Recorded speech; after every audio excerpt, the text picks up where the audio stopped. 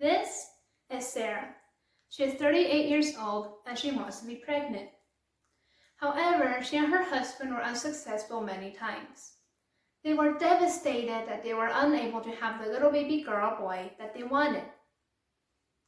Then Sarah heard about acupuncture. She was very skeptical about acupuncture because the idea of having needles injected everywhere in her body didn't make her very comfortable. But she was willing to try anything to welcome a new member into the family. They turned to Dr. Young, her acupuncture specialist. He was the one that took care of her throughout her visits and tried to make her as comfortable as he could. At first, Sarah was shocked seeing all of the needles sticking out of her body. But then she found it to be quite painless and actually quite comfortable, so she began to relax. The results were shocking. After only 4 visits, Sarah was pregnant. 9 months later, the couple happily welcomed their new baby girl into the family. Acupuncture is one of the main branches of traditional Chinese medicine, which is one of the oldest medical systems in the world. No more common as Eastern medicine, traditional Chinese medicine, or TCM, isn't widely known in the world due to the fact that people think its practices were uncommon or unnatural. However, it is still important to know more about TCM because according to Britannica.com, TCM is able to treat many chronic and treatable illnesses. It is making its way around clinics in the globe and in the near future may be one of the most common practices of medicine. So today we'll analyze what TCM is and how it works, the history of TCM and how it developed, and finally, we'll provide some implications as to how TCM affects us in the present. Because even the practices like acupuncture may seem a little bit weird to you, for people like Sarah, it can be a life-changing experience. Unlike Western medicine, TCM is structured based on a person's qi. Qi, according to the Acupuncture Massage College, is the vital fluids and the energy that flows throughout our bodies. Qi is related to the yin-yang theory of TCM. Yin is when your qi is cold, and yang is when your qi is hot or dry. Normally, yin and yang are balanced in a process called homeostasis. In order for the body to function properly, qi must be balanced.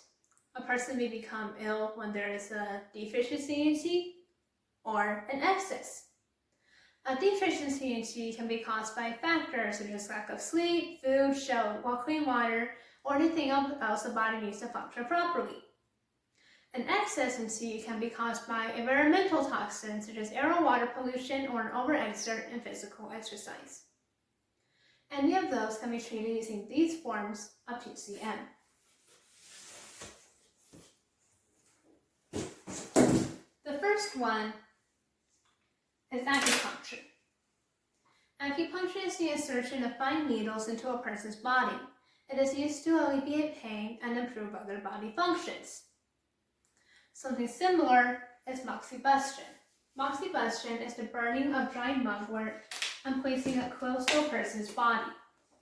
It is used to alleviate illness from overexposure to dampness or pain from cold weather. TCM experts also like using herbal medicine in their treatments. The herbs are carefully selected based on what they're used for and what the illness is. These herbs can be taken in soups or decoctions depending on the type of illness and what the person needs, or they can be taken as pills. Pills are usually used for more chronic illnesses, but they can be used for short-term ones as well. Any of these can be used to maintain the yin-yang balance within the body and boost the human immune system, which can help us fight off illnesses. So now that we know what TCM is and how it works, we can go into how TCM developed. Chinese medicine first started in the year 22,000 BC, where the earliest civilizations were forming. the early hunters hunted and gathered for food, and during that process, they found out that some food could kill them, while some could treat illnesses. It took a lot of trial and error to figure out which was which, however. They were probably like, here, eat this leaf. It could either kill you or your headache will be completely better. The discovery of fire and the generation of heat led to some of the most basic principles of TCM. Inhabitants realized that by pressing hot stones into certain parts of the body, they could alleviate illnesses. That was the beginning of moxibustion. They also realized that by pricking dry bone needles and into certain parts of the body could help lessen pain in other parts of the body. That was the beginning of acupuncture. Theories like the yin-yang theory and the 5 elements weren't established until later. However, they're equally important to the development of TCM and how it is used today. According to ChinaDaily.com, TCM is the one that set up the example for more advanced principles of medicine, such as anesthesia. Hua Tuo was the first surgeon to ever use anesthesia in his surgeries. However, back then it was more of a drinkable powder that can be dissolved into liquid. Before that, I guess people were like, alright man, buckle down, because that appendix is coming out and it's going to be rough. In the 1600s, Chen Wenting developed a mind-body exercise called Tai Chi. Tai Chi is an exercise that is used to get the body moving and increase blood flow, as well as a way of relaxation, and is still used today as well as other mind-body exercises such as yoga. Chinese medicine has also helped with many illnesses in the past. Since the Qin and Han dynasties, China has witnessed over 300 epidemic diseases, including the bubonic plague of the 1300s or a Spanish flu of 1918. Thanks to TCM, there has never been a tragedy in which millions of people died, unlike it did in Europe. Since the establishment of the People's Republic of China, China has been known for its usage of both Western and TCM in its treatments. One of them was the encephalitis B illness in 1956, the SARS virus in 2003, and the H7N9 bird flu in 2009. So now that we know how TCM developed and the history of it, we can go into how TCM affects us in the present. TCM has been useful in its treatment of the COVID-19. The virus first began in China in late December and escalated throughout January and February. China was able to stop most of its viruses by March, and by late June, there was a total of 82,434 cases with 5,000 deaths.